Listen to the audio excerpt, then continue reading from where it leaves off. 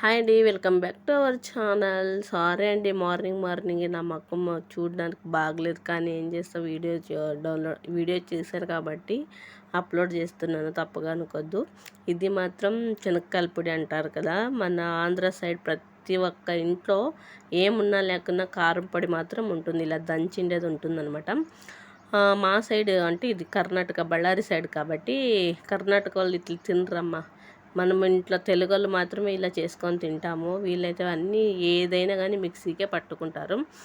దంచేయటం అంటే దంచుకుంటారు, కానీ ఇలాగ తినరు. ఇది మాత్రం మనకి ఎట్లా నోటికి తలుగుతూ ఉండాలి శనగిత్తనాలు. కానీ మన ఈడ కర్ణాటక సైడ్ అయితే అంత మిక్సీ నున్నగా అయిపోవాలి, అంత రైస్లో మిక్స్ అయిపోవాలన్నమాట, అట్లా అడుగుతారు.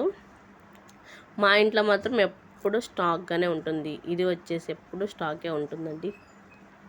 అలా వేడి వేడి అన్నంలో కొంచెం కారపొడి నెయ్యి వేసుకొని తింటే అబ్బా ఏం సూపర్గా ఉంటుందో. ఇలా స్టోర్ చేసుకొని పెట్టుకుంటాము.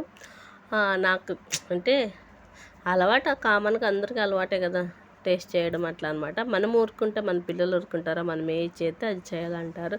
చూడు, నా కూతురు కానీ అదే చేస్తుందనమాట.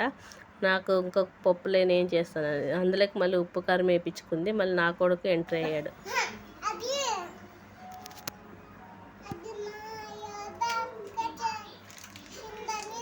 ఇది మా యోధ చేసిందని చెప్పు. నచ్చితే లైక్, షేర్, సబ్స్క్రైబ్ ప్లీజ్.